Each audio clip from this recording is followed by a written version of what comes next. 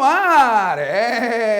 Alô galera, boa noite aí, você que me assiste do outro lado da internet, professor Wallace Sestari, falando agora do raio-x do Enem, na parte de literatura. Vamos falar sobre tudo aquilo, né, que mais vai ser necessário, né, que vai ser mais cobrado para você nessa prova do Enem, que a gente vai, se tudo correr bem, gabaritar. Tava aqui assistindo as aulas de química, vendo isomeria trans e não sei o que lá, né, mas agora... Chega desses cálculos todos, chega do carbono. Não, chega do carbono não, a gente vai falar de química no carbono em algum momento, tá? Eu prometo pra você. Luizinho, você que tá assistindo, vou fazer uma poesia pra você, a gente vai colocar alguma coisa aqui que tem a ver com ciência, que tem a ver com química, né? Mas que tem a ver também com literatura. Bom, primeira coisa, só pra gente dar uma geralzona, para a gente começar, né, quais são as competências e habilidades que vão ser cobradas para você na área de literatura? A grande competência da literatura é a competência 5, que eles colocam lá, que é analisar, interpretar e aplicar recursos expressivos das linguagens, relacionando textos com seus contextos, mediante a natureza, função, organização, estrutura das manifestações de acordo com as condições de produção e recepção. Bonito pra caramba. Olha assim, o que ele quer saber com isso? Aí eu dei uma ajudada aqui para você, ó. Entender diversas visões e compreensões de mundo da realidade. Por quê? Porque a arte é a representação do mundo, a gente não pode esquecer. E ao representar o mundo, né, esse artista o faz com a sua subjetividade, e aí você vai ter essas diversas compreensões que por muitas vezes são comparadas. Dominar as técnicas e os elementos de linguagem utilizados para a construção da arte e da literatura é aquela parte, na verdade, né, ou seja, eu compreendi aqui para você, dei uma mastigada, né, para a gente pensar o seguinte, a linguagem literária é diferente, né, da linguagem jornalística, da nossa linguagem comum. E que recursos são esses? Nós somos capazes de identificar determinados recursos, como figuras de linguagem, né, como criação de determinadas imagens, né, como determinados efeitos sonoros, como rima, elementos de métrica. A gente é capaz de fazer isso? Compreender as ferramentas culturais que permitem a identificação da arte com seus objetivos propostos, né? Ou seja, a gente, quando analisa a arte, né, a gente tem que ver a que ela se propõe e se ela consegue cumprir aquele papel a que ela se propôs. É essa avaliação da arte que a gente acaba tendo que fazer para compreender um objeto, uma poesia, uma pintura, como um elemento artístico. A gente tem que parar, tem que sair daquela ideia de que arte é tudo aquilo que deu trabalho. Ah, olha só, aquela pintura é muito complicada, deu um trabalho danado para fazer, logo é arte. Ah, aí chega lá o cara, o dadaísta, coloca, né, o mictório, o urinol de porcelana, né, ao contrário, fez lá a fonte, o Marcel Duchamp. Ah, esse daí não teve trabalho nenhum, isso não é arte. A arte não é uma questão de suor. Em algumas escolas, isso até é verdade. O parnasianismo dizia, né, ou seja, que o mais importante era a transpiração do que a inspiração. Mas isso não é, né, uma tônica para todo modelo de arte. Então a gente tem que ver como é que aquela ferramenta cultural, ou seja, como é que dentro daquela compreensão, daquela visão de sociedade que aquele artista tem, que ele está inserido dentro daquele contexto, como é que aquilo dali, como é que a obra de arte dele se relaciona, né? Ou seja, com aquele espaço, com aquele retrato, com aquela sociedade. E de que maneira ele consegue realizar isso. E aí temos as habilidades. Bom, a primeira habilidade que é ligada à literatura é uma habilidade de uma outra competência, que não é a habilidade de literatura propriamente, mas é a habilidade geral de linguagens, que é identificar as diferentes linguagens e seus recursos expressivos como elementos de caracterização dos sistemas de comunicação. De novo, né? Bonito para complicar a tua vida. Ih, sumiu aqui, ó. Oh, cadê a tela? Voltou. Né? Tivemos um breve apagão rapidamente. Aborda o uso de recursos expressivos, figuras de linguagem, intertexto, né? Ou seja, nos textos artísticos. Por quê? Porque, na verdade, aqui é uma habilidade de compreensão, tá? Uma habilidade de compreensão básica, que é óbvio que vai ser necessária para que você consiga ler todos os textos. Aí a gente tem as habilidades diretamente ligadas à competência 5. Reconhecer diferentes funções da arte, do trabalho e da produção dos artistas e seus meios culturais. O que é função da arte? Função da arte tem a ver com o objetivo dela. Temos várias funções, né? Ou seja, função, botei aqui, ó, função lúdica. Função lúdica, por exemplo, a gente lembra daquela aula que a gente falou sobre a poesia concreta. A poesia concreta tem função lúdica, né? Ou seja, brinca, né, com o leitor é convidado a participar. Função didática. Uma fábula, por exemplo, tem uma função didática, ela vai te ensinar uma moral, ela vai mostrar um comportamento desejável. Arte pela arte, típica, por exemplo, do parnasianismo, né? A busca da beleza pura, do padrão artístico, do modelo, né, de compreensão e de beleza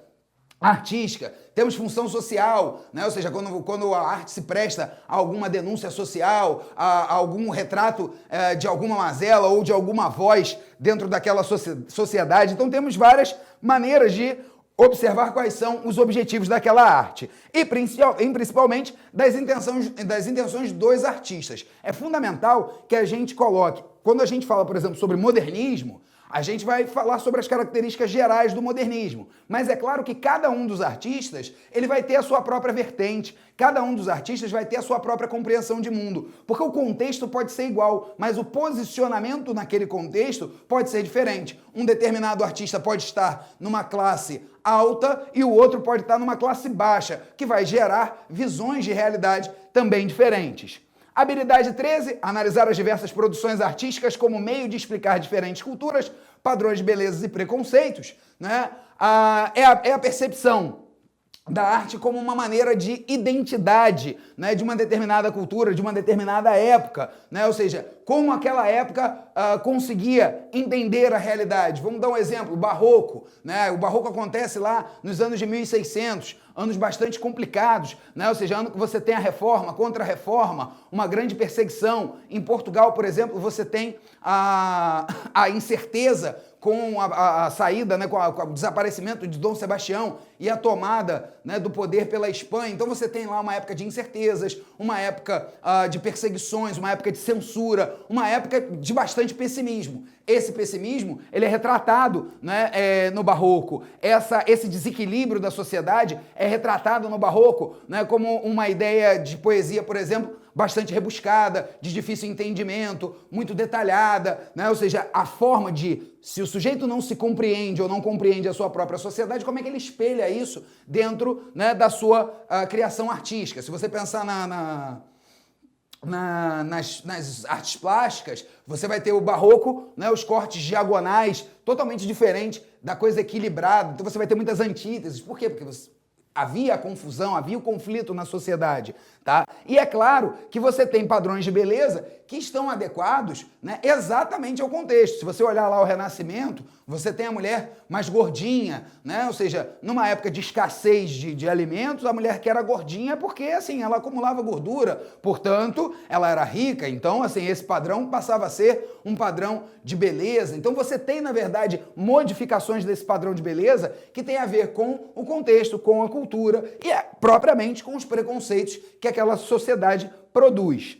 A habilidade 14, reconhecer o valor da diversidade artística e das inter-relações de elementos que se apresentam nas manifestações de vários grupos sociais e étnicos. Aqui é uma habilidade que está ligada até a habilidade 12, em que você está estabelecendo, ou melhor dizendo, que eles estão estabelecendo, né, as realizações artísticas tiradas do contexto temporal, mas pertencentes a uma determinada voz de grupo, né? Ou seja, você tem, por exemplo, poesias que vão fazer a valorização da voz nativa. Você tem um movimento nativista, né, no Brasil em várias escolas, né? Ou seja, você vai...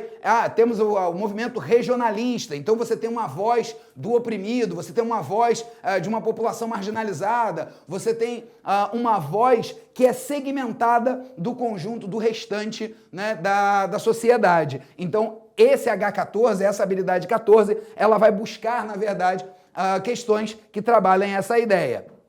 A habilidade 15, estabelecer relações entre o texto literário e o momento de sua produção, é a questão exata dos contextos. Você vê que as habilidades elas acabam, né, se repetindo, ou pelo menos assim, se sobrepondo em determinados focos, em determinados pontos. Tá? São as influências do contexto, né? Ou seja, como é que aquele contexto social, aquele contexto cultural, aquele contexto histórico, né, ele vai ser representado naquele conjunto, naquele guarda-chuva.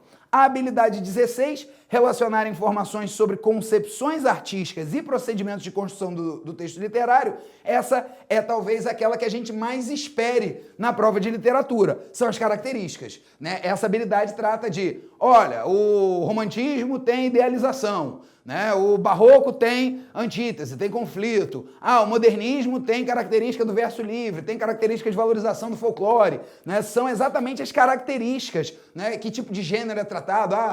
O parnasiano gosta de soneto, né? Os A geração de 30 é mais forte na prosa. A prosa é feita de forma objetiva no realismo, de forma intimista no simbolismo, e assim sucessivamente, tá? Então, são as técnicas, os aspectos, tudo aquilo que a gente estuda como característica de época.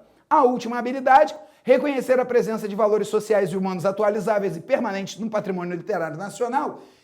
Essa habilidade parece aquela de redação, né? Ou seja, de que você tem que respeitar os direitos humanos em geral, blá, blá, blá, blá, blá, blá. É a ideia, né, dos temas apontados pela literatura, né? Ou seja, e como esses temas são aproveitados por esses artistas, ou seja, como é que esses artistas, essas escolas, eles se posicionam frente aos valores da sociedade, como exclusão, né? Você pode, por exemplo, um exemplo clássico disso daí, que pode nos ajudar a compreender, é a terceira fase do romantismo, né? Que é uma fase condoreira, uma fase condoreirista, que fala abertamente sobre a abolição, que fala abertamente sobre a questão da escravidão, né? Ou seja, elementos, né, que vão estabelecer no patrimônio literário nacional, né, um posicionamento. Você pode pegar na primeira fase do romantismo José de Alencar, na sua tentativa de construção da identidade nacional, em que ele coloca o branco europeu e o índio, né? Ele aparta o negro, e aí você vai contrapor isso à formação da identidade nacional no modernismo, por exemplo, por Mário de Andrade,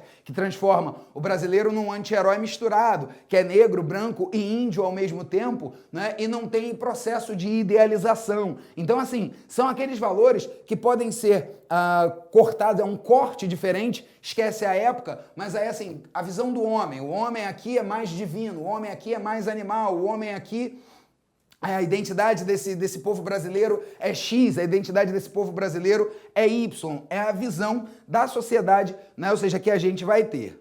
Com relação a esses cálculos aqui, eu pedi para o Viúg me ajudar a fazer, né? Ou seja, para a gente contabilizar tudo aquilo que, pelo menos nos últimos 5 anos, veio como cobrado, né, pela prova do Enem. Tá? 30% das questões da prova de linguagem, ou seja, aproximadamente 15, a gente vai ver entre 10 e 15 questões, dizem respeito à literatura propriamente dita. E aí, se a gente for separar por século, a gente vai reparar, deixa eu botar o capturar aqui bonitinho, né, que o século XX, ele é muito mais importante do que todos os outros, quase que juntos, se não me engano. Sim, juntos, porque tem 60%. Né? Por quê?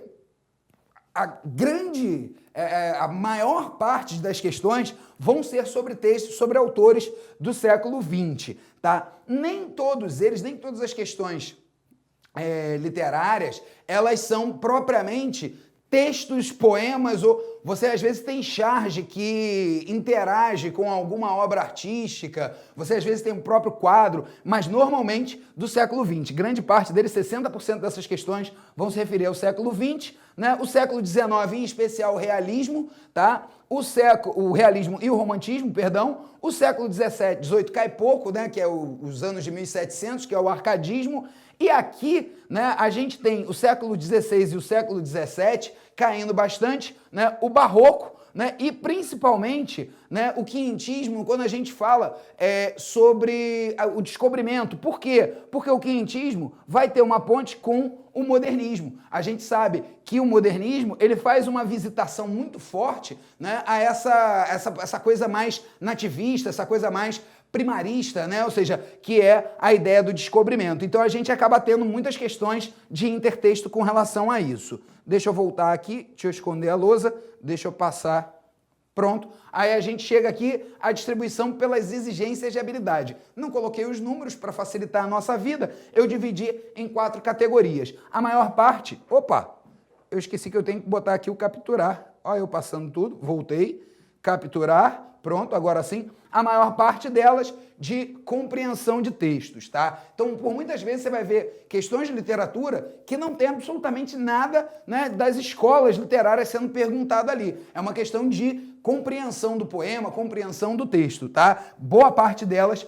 né, fala sobre isso. Uma outra boa parte delas na verdade, escondem questões que são gramaticais, como figuras de linguagem, como determinados recursos, utilização da rima, utilização de determinada palavra, o próprio sentido que uma palavra pode assumir dentro de um contexto, tá? Apenas 20% fazem parte daquelas características efetivas, ou seja, aquilo que você tem que dizer, Romantismo, existe a idealização da mulher, né? Ou seja, que são as que pegam mais, mas tem 20% na prova. E aquelas de inter-relação são aquelas de questões de comparação, que às vezes trabalham características, às vezes trabalham recursos expressivos, né? Por exemplo, você pode ter a forma de adjetivação em um dos elementos e a forma de adjetivação, né, num outro elemento. Ou seja, em dois textos diferentes, você comparar, né, recursos que o cara utiliza para chegar, por exemplo, à figura da mulher. E aí, que recursos ele usa? Um ele usa a adjetivação, o outro ele usa, né, a substituição pelo pronome, não sei.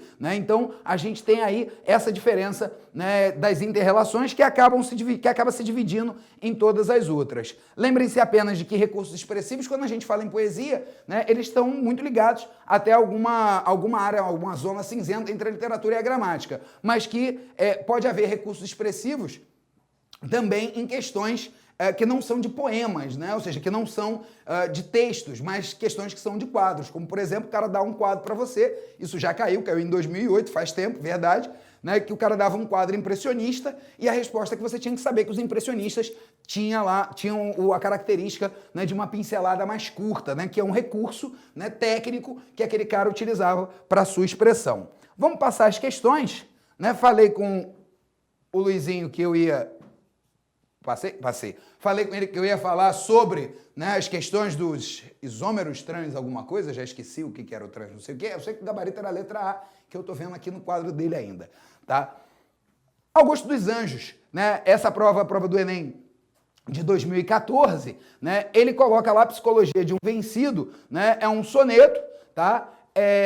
O Augusto dos Anjos tem uma característica, é um escritor do pré-modernismo, uma característica muito interessante dele ter uma mistura, né, de todas as estruturas e tendências da época, parnasianismo, simbolismo, naturalismo, né, com um detalhe, né, ele acrescenta aí, né, um senso de humor pessimista, né, que antecipa até um pouquinho o modernismo. Ele é o poeta das palavras que são antipoéticas, o poeta dos vermes, o poeta dos fluidos corporais, né? Vamos lá dar uma lida no que eles querem sobre o Augusto dos Anjos. Eu, filho do carbono e do amoníaco, monstro de escuridão e rutilância, sofro desde a epigênese da infância a influência má dos signos do zodíaco. Aí você vê que ele está sendo absolutamente cientificista, né? Ou seja, quando ele fala que ele é filho do carbono, né? Eu não sei se ele é um isômero trans ou não, e do amoníaco, o amoníaco eu não faço a menor ideia de qual seja a fórmula física, química, né? E na mesma estrofe ele já coloca que ele tem a influência má dos signos do zodíaco, ou seja, ele tem uma influência metafísica, que é típica do simbolismo.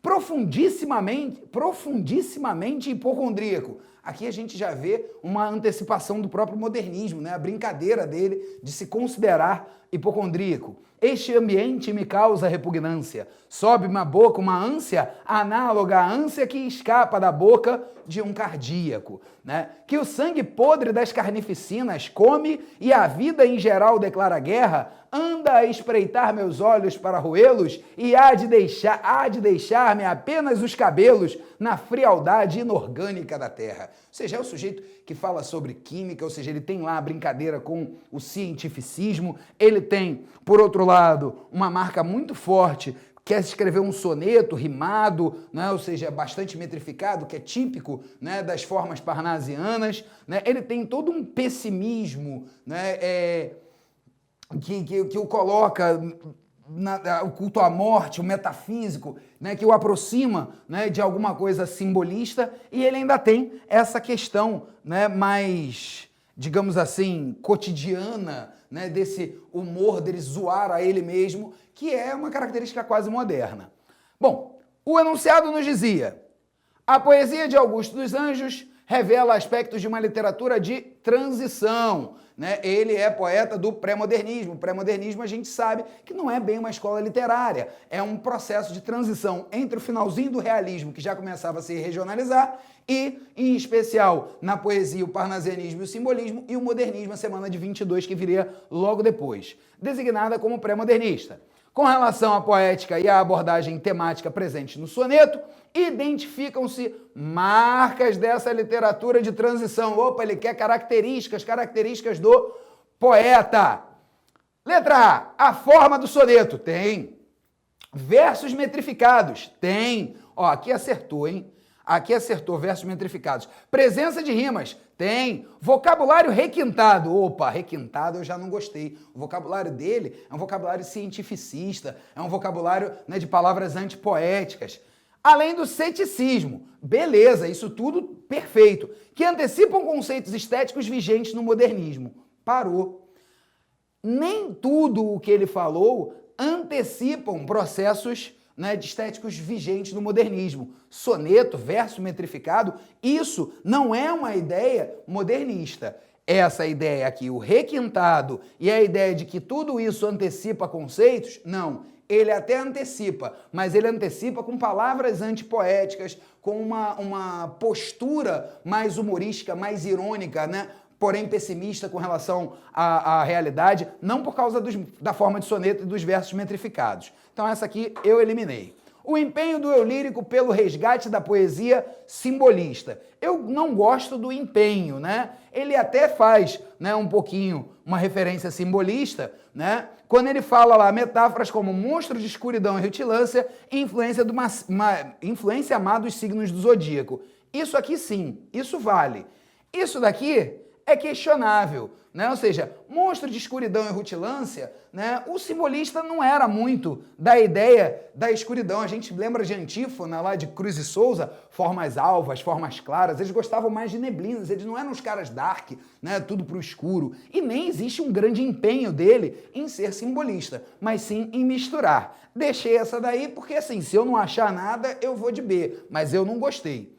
A seleção lexical emprestada do cientificismo, opa, isso vale, como se lê em Carbono e Amoníaco, Epigênesis da Infância, Frialdade Inorgânica, que restitui a visão naturalista do homem. Boa! Só tem uma questão.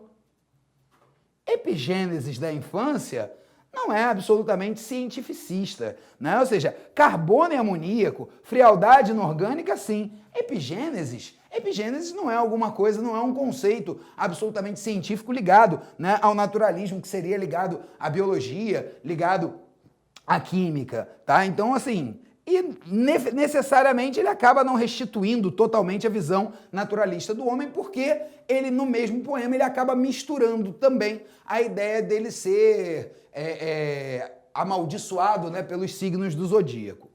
A manutenção dos elementos formais vinculados à estética do parnasianismo, boa, e do simbolismo, boa. Ele faz a mesma coisa, ele mantém lá o parnasianismo, né? Mantém, né, algumas coisas formais ao simbolismo, essa questão mais metafísica, dimensionada pela inovação na expressividade poética, sim, o uso de palavras não poéticas, antipoéticas, até científicas, é uma inovação da expressividade. E o desconcerto existencial, boa, ele é o exemplo clássico do desconcerto existencial. Afinal de contas, a poesia é pessimista com ele mesmo, ou seja, ele, na verdade, né, está se colocando numa posição ruim. Eu gostei dessa, até agora eu marquei D. A ênfase no processo de construção de uma poesia descritiva, ele não tem uma poesia necessariamente descritiva, eu não gostei disso. Ao mesmo tempo filosófica, aí sim, né, ele até pode fazer isso, que incorpora valores morais e científicos. Não, ele não tem essa questão tão moral assim. Mais tarde, renovados pelos modernistas. Os modernistas não vão renovar a linguagem científica. Eu fiquei com a letra D e tomara que eu tenha acertado. Eu acertei a questão, tá vendo? Olha que coisa boa, tá? A manutenção dos elementos formais vinculados à estética do parnasianismo e do simbolismo. Eu comento aqui quais são as habilidades. Vocês como é que é? Peraí, deixa eu ver se eu consigo aqui. Me ajuda, produção. É aqui, né? Que eu aponto aqui, tá certinho? Aqui, ó. Você tem esse material aqui para você baixar, né? Mais para baixo, mais para baixo. Aí aqui, ó, né? Você já clicou aqui, já baixou, baixa aí pro seu computador e aí tem um comentário, porque você não gravou, você não tá apertando REC nessa aula, vai fazer isso de novo, vai estudar, vai assim, caraca, ele resolveu, mas por que era essa? Eu comento aqui, ó. Augusto dos Anjos é um poeta de transição que se caracteriza pela influência dos movimentos artísticos do final do século XIX, misturando-se de certa forma, antecipando traços do modernismo. Observações ao poema. Métrica e esquema de rima remetem-se ao parnasianismo. Transcendentalidade material simbolista expressa no verso a influência má do signo zodíaco. Vocabulário cientificista aproximando em especial da escola naturalista. Essas três categorias, essas três coisinhas, né, davam a gente essa possibilidade. E aqui as habilidades que foram cobradas nesta questão. Vamos a uma outra questão, deixa eu colocar o meu capturar aqui para eu poder fazer uma série de bagunças com a minha poderosa canetinha.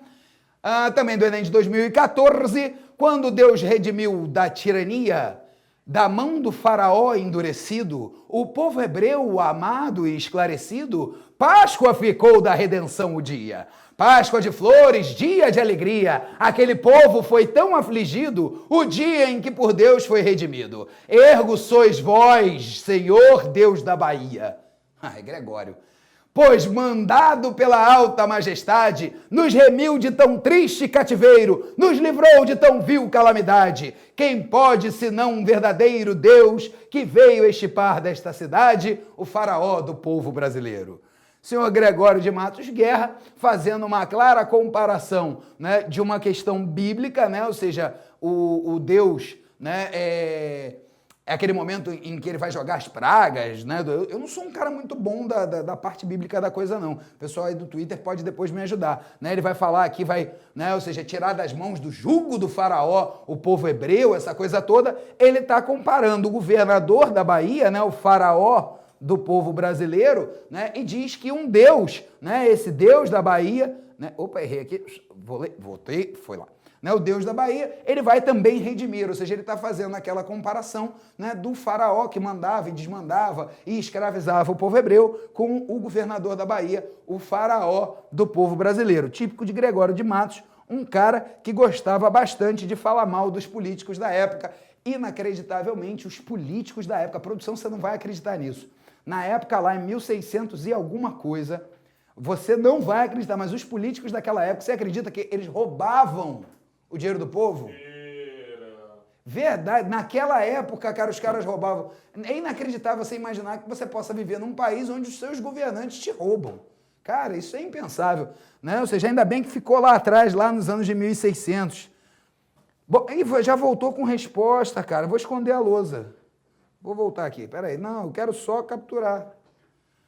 Com uma elaboração de linguagem, uma visão de mundo que apresentam princípios barrocos, né? Ou seja, o Gregório de Matos é um autor, né, do período barroco, ele é o maior autor do período barroco que a gente tem, fez poesias sacras muito bonitas, mostrando toda a técnica, né, que ele tinha, fez poesias líricas também muito bonitas, marcadas principalmente pela brevidade da vida, mas onde ele ficou famoso e ganhou o apelido de Boca do Inferno foi quando ele falava, né, mal da Bahia. Ele foi um poeta, né, que fazia a denúncia, né, da corrupção da época por meio da sua arte, além dos seus poemas de escárnio e os seus poemas erótico-pornográficos, tá?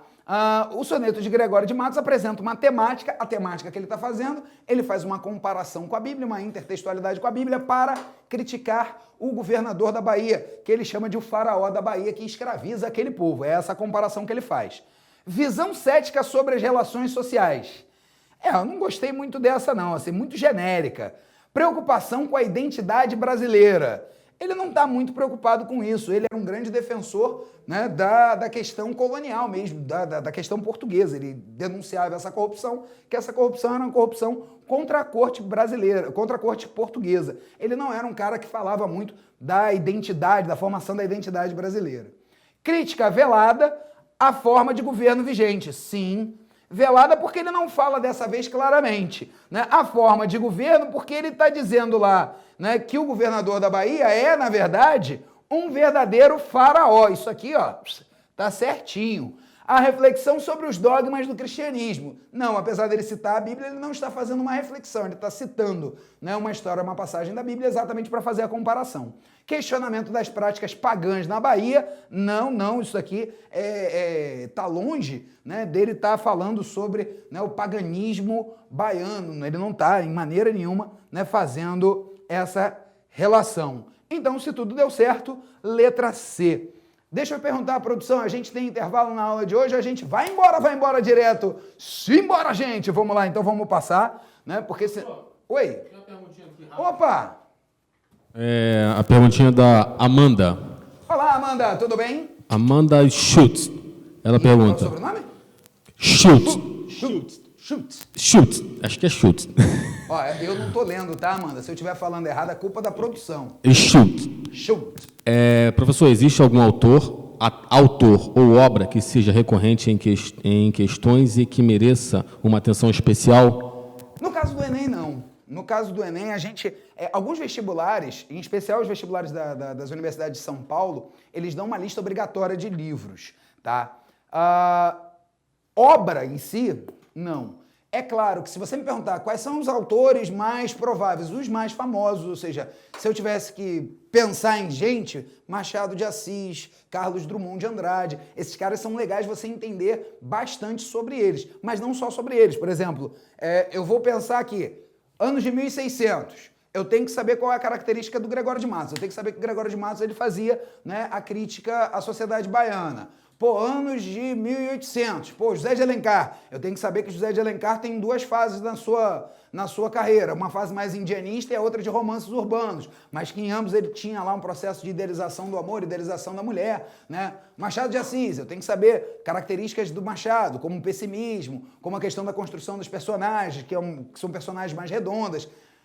O Enem, por ele abarcar muita coisa... É difícil de você dizer assim, cara, estuda esse cara aqui que vai cair, senão vira aposta. E eu só quero apostar uma coisa, Amanda. Eu quero apostar que você vai acertar todas. Então, assim, o legal é a gente não estar muito preso a um determinado autor, mas pelo menos as características gerais desses caras principais, a gente tem que saber um pouquinho, né, para ter a malandragem lá, os paranauês, para marcar todas as questões. Beleza? Mas, assim, um autor, esse autor, esse livro, isso o Enem acaba não fazendo muito, não tendo essa grande predileção. Como eu falei, cai mais gente do século XX do que dos outros períodos. Mas o que também não me garante que vai cair Oswald, que vai cair Mário, que vai cair Vinícius, até porque tem muita gente no século XX, tá? Aqui os comentários da questão, você que não baixou aqui, ó, não fez o download, né? Ou seja, você, né, se fizer esse download, você vai ter lá, né, o comentário da questão, habilidade 1, habilidade 15, né? E aqui as respectivas explicações de por que é a letra C, se não me engano, que eu nem já lembro agora que eu marquei, eu acho que era a letra C. Antíteses barrocas, salvação e condenação o tempo todo, né? Ou seja, Deus salva, né, e condena ao mesmo tempo, né? Essa brincadeira, né, da antítese que o Gregório faz. Intertextualidade entre o poema e a Bíblia, a crítica da sociedade da sua época e o uso de metáforas como recurso expressivo. Essas são características deste poema. A questão de número 3 também do Enem de 2014. Camelôs, do senhor Manuel Bandeira, poeta modernista brasileiro, né, da primeira fase, o único dos cariocas, assim, bastante relevante dentro daquele movimento extremamente paulistano, né? Abençoado seja o camelô dos brinquedos de Tostão, que vende balãozinhos de cor, o macaquinho que trepa no coqueiro, o cachorrinho que bate com o rabo, os homenzinhos que jogam boxe, a perereca verde que de repente dá um pulo, que engraçado, e as canetinhas tinteiro que jamais escreverão coisa alguma. Alegria das calçadas, uns falam pelos cotovelos. O cavaleiro chega em casa e diz, meu filho vai buscar um pedaço de banana para eu acender o charuto. Ou naturalmente o menino pensará, papai está maluco. Outros coitados têm a língua atada. Todos, porém, sabem mexer nos cordéis com o tino ingênuo dos demiurgos de utilidades. E ensinam no tumulto das ruas os mitos heróicos da meninice e dão aos homens que passam preocupados ou tristes uma lição de infância. A gente percebe claramente aí no poema do Manuel Bandeira, né, a sua principal característica modernista, né? Lembram lá de Oswald de Andrade, quando ele falava da poesia pau-brasil, né, que ele falava que a poesia tinha que ser ágil, leve, cândida, né? Ou seja, como o olhar de uma criança. Aqui a gente percebe claramente uma cena do cotidiano, outra característica que o Oswald dá ao modernismo de primeira fase, que é a ideia de poetizar os fatos, e Manuel Bandeira faz isso. Ele poetiza, né, a ideia do camelô, a venda do camelô, e faz isso, na verdade, né, remeter-nos à nossa infância. Aqui no final, ele coloca, dão aos homens que passam preocupados, ou seja, esses homens grandes, crescidos, né, ou tristes, né? Opa, voltei aqui, peraí. É que o dedo também funciona, né? Eu tô aqui na canetinha, eu tô achando que é só a minha... Como é que é o nome daquela caneta do celular? Style. Né? Eu pensei que fosse a minha Stylus. Pensei que fosse a minha Stylus, não, mas o meu dedo também funciona. É um quadro digital, né? Ou seja, Ele é totalmente digital, eu posso aqui meter o dedinho e funcionar. Né? Nada como, né, o velho de cabelo branco descobrindo, né, a tecnologia. Né? Então ele coloca aqui no final que dão aos homens que passam preocupados ou tristes uma lição de infância, ou seja, aqueles caras que já perderam a ideia, e aí você traz de novo aquela coisa cândida, ágil, né? É o cotidiano que pode mexer com as pessoas e levá-los à infância. Uma característica dessa poesia de senhor Manuel Bandeira. Manuel Bandeira teve uma vida triste, rapaz. Manuel Bandeira perdeu a família praticamente toda, perdeu pai, mãe e irmã, né? Em um período de 5 anos, mais ou menos. Isso porque ele tinha descoberto um pouquinho antes que ele tinha tuberculose e que ele tinha apenas, né, poucos anos de vida. Acabou vivendo até os 60 e poucos anos, mas sempre com essa ideia pessimista da coisa de minha vida vai acabar porque eu tenho tuberculose, eu vou morrer, eu vou morrer, eu vou morrer. Ele acabou não casando, não fazendo família, não tendo planos a longo prazo, abandonou a faculdade de arquitetura, né? Então, assim, ele acabou tendo uma ideia muito pessimista. E por isso que muitas poesias dele falam dessa questão da infância. Por muitas vezes ele vai retornar à infância ou ele vai fazer uma fuga quase romântica, né, para outros lugares, como Passárgada, que é dele, né? Ou seja, onde ele vai ser amigo do rei, onde ele vai ter tudo aquilo que ele não tem, né, na própria vida, tá? Uma das diretrizes do modernismo foi a percepção de elementos do cotidiano como matéria de inspiração poética. Cara, é isso. O Enem te ajudou muito. Ele falou exatamente aquilo, né, que Manuel Bandeira colocou na sua poesia. O poema de Manuel Bandeira exemplifica essa tendência e alcança a expressividade.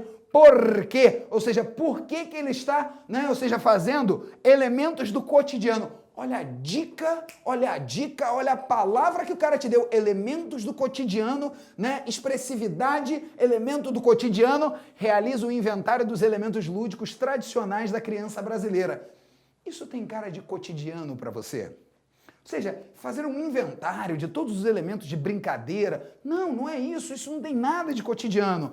Promove uma reflexão, essa é maneira, sobre a realidade da pobreza dos centros urbanos. Não, ele não está com uma função social aqui. Ele não está chegando e falando assim, o camelô é pobre, explorado, né? Companheiro camelô, é importante que nós nos unamos.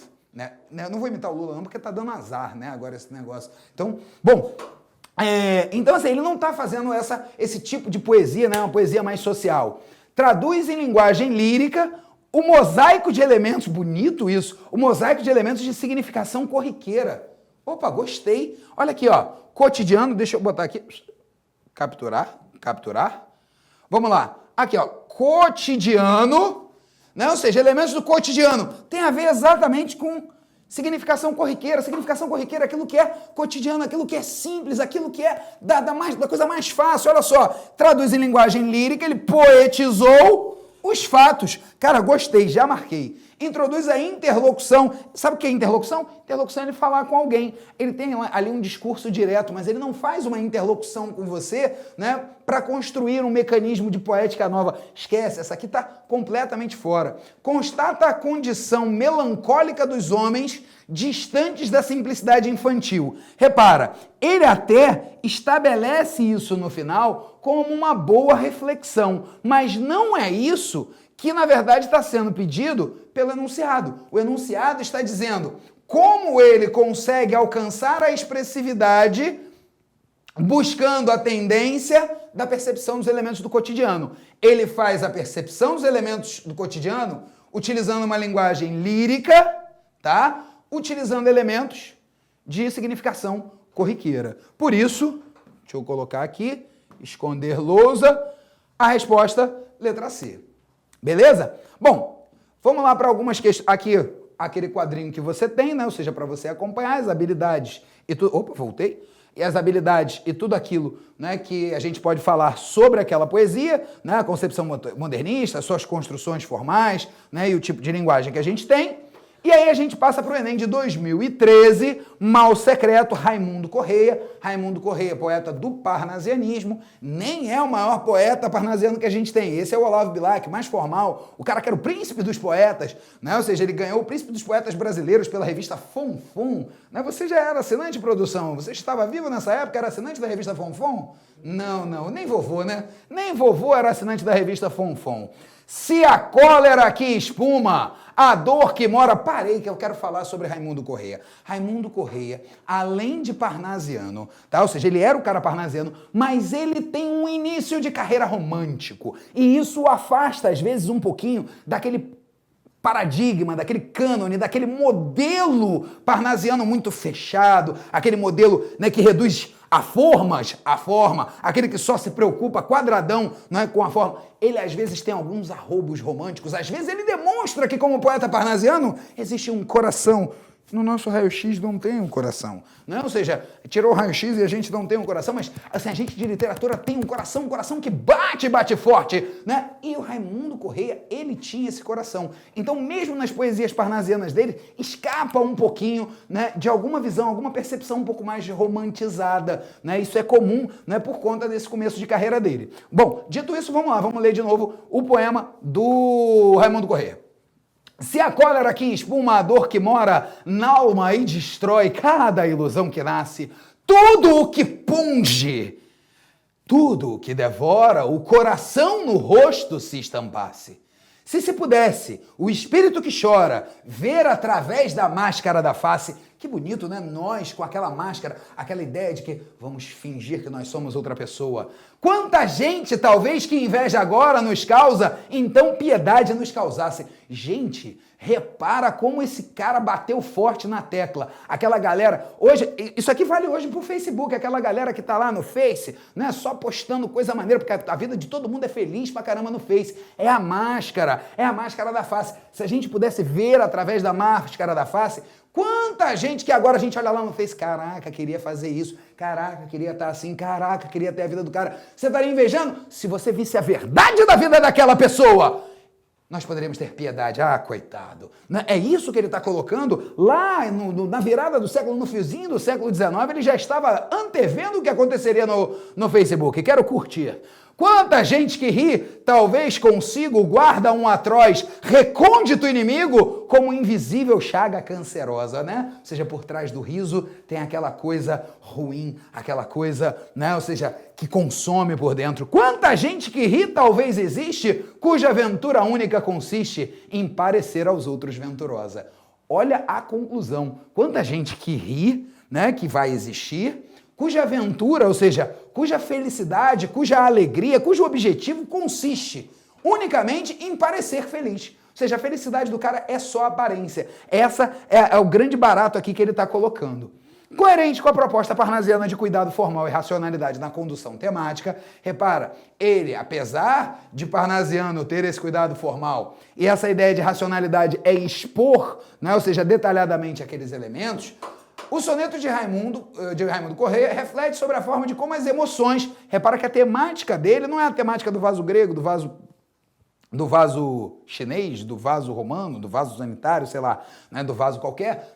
Acaba sendo não sendo uma arte pela arte. E aí ele está falando dessas emoções do indivíduo são julgadas na sociedade. Ele está falando daquela questão das máscaras, da hipocrisia social, da questão do parecer ser mais importante do que realmente ser. Tá? Na concepção do eu lírico, esse julgamento revela que a necessidade de ser socialmente aceito leva o indivíduo a agir de forma dissimulada. É boa, mas não é isso, né? Ou seja, porque não é só uma forma dissimulada, porque ele coloca lá no final que alguns aventura, né, da vida é ser unicamente parecer venturoso. Então não chega a ser uma questão só de aceitação, às vezes é uma questão de ostentação. O sofrimento íntimo torna-se mais ameno quando compartilhado por um grupo social. Esquece isso, ele não tem momento nenhum, ele está falando do indivíduo, não está falando de questão de relação para eu me sentir melhor, etc. Não, para nós nos sentirmos melhores, ele está falando do cara. A capacidade de perdoar e aceitar as diferenças neutraliza o sentimento de inveja. Não, isso não acontece. Esse aqui também não, esse aqui, ó, mais ou menos, tá? O instinto de solidariedade conduz o indivíduo a apiedar-se do próximo. Ele fala em algum momento que existe piedade do próximo? Ele não fala isso em momento nenhum.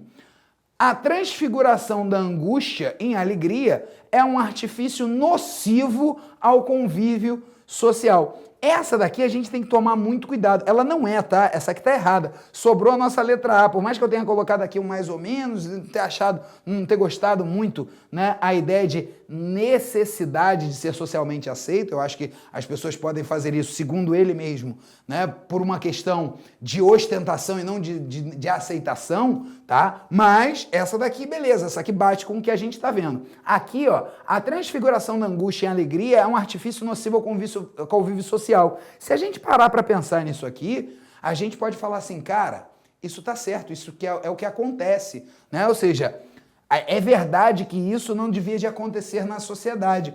Agora, repare que o Raimundo Corrêa, ele não, em momento nenhum, né, ele faz esse julgamento. Então, ele não faz o julgamento de que isso é nocivo ao convívio social. Eu marquei letra A, tomara que eu tenha acertado. E acertei. Mesmo, reparou, às vezes o Enem tem isso. Ele tem aquela questão que, por exemplo, para mim, ela não me bateu assim, cara, é essa sem sombra de dúvida. Gostei, mas queria ler as outras. As outras estando eliminadas, essa daqui passa a ser a melhor. Eu não gostei da ideia de necessidade socialmente aceito. Eu acho que tem alguns comportamentos que são psicopáticos, né, na sociedade e que fazem exatamente essa coisa. Vamos lá, aqui nossas habilidades, incríveis habilidades, formalismo parnasiano na métrica e nas rimas, temática relacionada ao realismo com críticas de comportamento social, máscaras da face, a crítica da hipocrisia, esconde, ou seja, tudo aquilo que a gente, né, já falou. Vamos à nossa questão de número 5. A gente está terminando, aqui já estamos na fase final, agora a gente já colocando algumas figurinhas, algumas imagens da tela, né? Eu não vou ler o nome desse cara, bom, é a ilustração lá desse camarada. Lê aí, produção. Bota no Google para aquela menina ler aí, né? Vou colocar na outra página que tem o nome dele completo. Aqui a gente está vendo uma criança, né, brincando com um trenzinho, opa, e a outra criança trabalhando, puxando um trenzão, tá? Ou seja, aqui uma verdadeira antítese entre esses dois elementos. O artista gráfico polonês José da Silva nasceu em 1976, conheço alguém que também nasceu nesse ano, e recebeu diversos prêmios por suas ilustrações. Nessa obra, ao abordar o trabalho infantil, o da Silva utiliza a sua arte para, letra A, difundir a origem de marcantes diferenças sociais. Opa, ele não está falando da origem, tá? Estabelecer uma postura proativa da sociedade. Onde é que está a proatividade da sociedade? Você está denunciando um caráter, não tem nada de proativo da sociedade. Provocar a reflexão sobre essa realidade. Parece questão de redação, né? Propor alternativas para solucionar esse problema. Não tem alternativa nenhuma ali, ele está mostrando uma realidade dura exatamente para a gente refletir. Retratar como uma questão enfrentada em vários países do mundo. Não dá para você saber que ele está falando que, primeiro, como a questão é enfrentada, e outra coisa, não dá para a gente perceber nada com relação a outros países. Por isso, eu marquei a letra C, né, e acabei acertando, né, provocar a reflexão sobre esta realidade.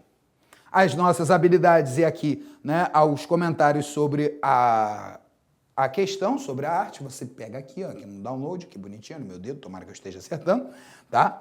E passamos aí a questão de número 6, Olá, Negro, do Jorge de Lima. Jorge de Lima, poeta...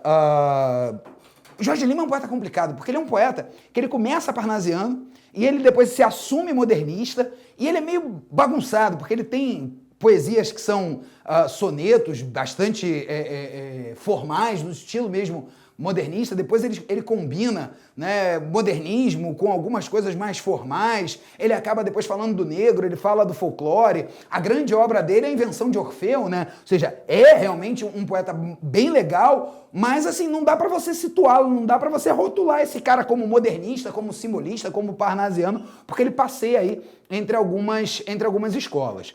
Os netos dos teus mulatos e teus cafusos e a quarta e a quinta gerações do teu sangue sofredor tentarão apagar a tua cor. E as gerações dessas gerações, quando apagarem a tua tatuagem execranda, não apagarão de suas almas a tua alma, negro, pai João, mãe negra, fulô, zumbi, negro fujão, negro cativo, negro rebelde, negro cambina, negro congo, negro iorubá. Ele botou Yoruba, né? Iorubá, né? Negro que foste para o algodão de... dos Estados Unidos, para os canaviais do Brasil, para o tronco, para o colar de ferro, para a canga de todos os senhores do mundo. Eu melhor compreenda agora os teus blues, nesta hora triste da raça branca, negro. Olá, negro, a raça que te enforca, enforca-se de tédio, negro. Ou seja, nós, brancos, não temos o blues, nós não temos essa ginga negra, né? É isso que ele está colocando aqui, né, como questão. O conflito de gerações e de grupos étnicos reproduz, na visão do eu lírico, um contexto social assinalado por modernização dos modos de produção e consequente enriquecimento dos brancos. Não, ele não está falando isso. Preservação da memória ancestral, sim. Resistência negra à apatia cultural dos brancos, sim. Nós, negros, temos blues, os brancos não têm. A letra B já é correta. Produção, dá para eu terminar fazendo a última aqui? Sim. Dá para eu terminar? Então, assim, eu estou aqui em cima da hora. Então, eu vou pular essa daqui. Eu não quero fazer essa. Eu quero fazer uma... Olha aqui, ó, essa aqui é da Maria José, né? Só para explicar aqui para vocês, ó.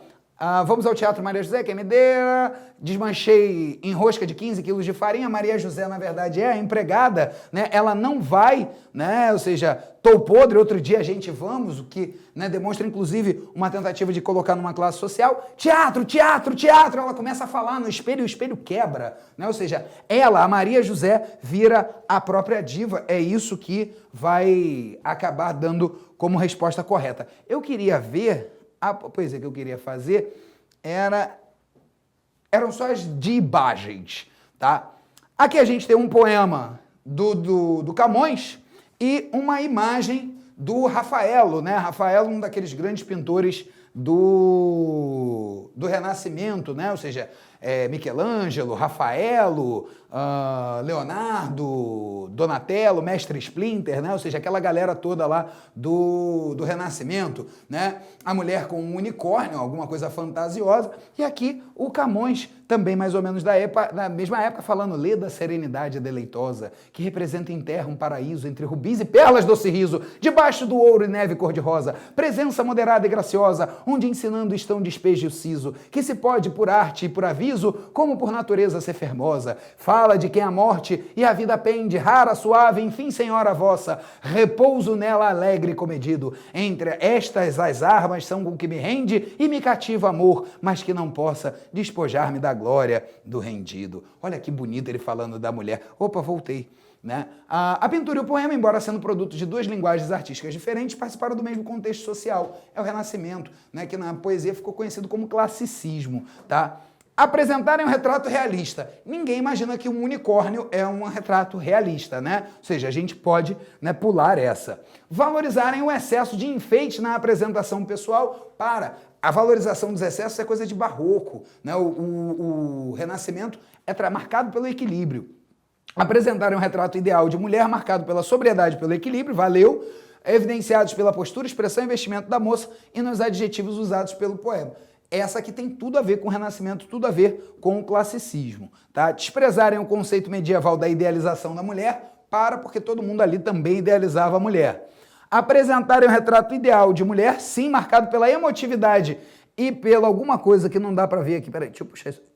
Eu puxo isso aqui para cá e para baixo, ó, que legal. Né? Emotividade e o conflito interior. Não, isso daí já está mais ligado, né, ao romantismo. Tá? E aí, para a gente terminar de vez, a última imagem, o Picasso. Né? Picasso, né, um pintor cubista, né? Le Demoiselles d'Avignon. Le Demoiselles d'Avignon significa as donzelas d'Avignon, né? O quadro é o primeiro, né, quadro cubista em que ele, na verdade, começa a fragmentar, né, especialmente, né? Aqui eu vou rabiscar Picasso. Cara, nunca imaginei que eu fosse fazer isso, né? Olha aqui, ó. Você pode perceber, né? Ou seja, que a ideia do nariz, o nariz dá para você ver dos dois lados, porque o que é importante, né, para o cubista? O cubista, ele vai reinterpretar a realidade por essas questões aqui, ó, geométricas, né? Ou seja, os traços geométricos, os seios geométricos, aqui, ó, o nariz é geométrico, né? Ou seja, a realidade passa a ser geométrica. Além disso, ele vai fragmentar, ou seja, se eu tenho uma pessoa, eu vou fragmentar o nariz e os olhos, né? Você vê que eu sou quase um Picasso. E a boca, né, eu posso colocar em outro lugar, eu fragmento essa realidade e, ao fragmentar a realidade, eu posso mostrá-la nos seus múltiplos ângulos em multiplicidade de planos de forma simultânea. Né? Então eu posso ver os dois lados. Você está olhando aqui, você está olhando o meu nariz, né? Eu estou de lado, você só está olhando um olho aqui, mas você poderia estar olhando os dois olhos se você fosse cubista, porque o cubista ele pode olhar múltiplos ângulos ao mesmo tempo. Fragmentação da realidade, compreensão dos conceitos da realidade por meio de formas geométricas e simultaneidade dos planos. Essa é a principal característica as principais características dos cubistas. O quadro Le Demoiselle d'Avignon, de Pablo Picasso, representa... Gostou a produção? Como é que eu falei, o Le Demoiselle? Eu tô quase um francês, rapaz, natural de Nice, né? Le Demoiselle d'Avignon, né? O quadro Le Demoiselle d'Avignon, de Pablo Picasso, representa o rompimento com a estética clássica e a revolução da arte do início do século XX. Essa nova tendência se caracteriza pela pintura de modelos em planos irregulares. Tá geral, né? Mas é isso. Não é plano só. Plano irregular. Plano irregular é pouca coisa. Tá mais ou menos. A gente tem múltiplos planos fragmentados e postados simultaneamente. Mas tudo bem, isso é irregular. Né? Mas é muito geral. Mulher como temática central da obra. Não. Por quê? Mas não tem só mulher aí? Sim, mas o rompimento com a estética clássica e a revolução do cubismo se dá para todo mundo pintar mulher? Não, a temática não é a mulher. Né? Ou seja, o que rompe é, na verdade, essa ideia dos planos. Os planos regulares é um rompimento com a estética clássica. O fato de você ter mulher como temática não é um rompimento. Cena representada por vários modelos. Né? É quase igual à primeira. Isso não é uma revolução artística. Oposição entre tons claros e escuros. Essa aqui é boa, para barroco. Para cubismo, não. Nudez explorada como objeto de arte. Bom, como vocês sabem, a nudez é explorada, faz muito tempo. Você tem obras renascentistas que já exploravam, né, a questão da nudez. Então sobra a letra A, por mais que assim a palavra irregulares seja muito ampla e na verdade a gente pudesse utilizar, né, alguma coisa mais específica, a letra A passa a ser a nossa resposta correta. Galera! Aí, Pablo Picasso, cubismo, todas aquelas informações, a produção me diz, Wallace, chega, você gosta de dar aula, mas não pode, porque ainda tem aula hoje de quem? Química. De novo? Edson. Mr. Edson está aí, ou seja, um é químico, é porque química tem esse negócio, né, de ser química orgânica, química inorgânica, não sei o quê, Luizinho e Edson, eu estou no meio da química, eu, filho do carbono e do amoníaco. Gente, né, espero ter ajudado vocês aí com esse nosso raio-x do Enem, e voltaremos em breve para mais coisas sobre literaturas. Gente, rapidinho, vai lá fazer o pipi e volta porque tem aula de química. Vamos arrebentar nesse Enem. Beijo pra vocês, galera!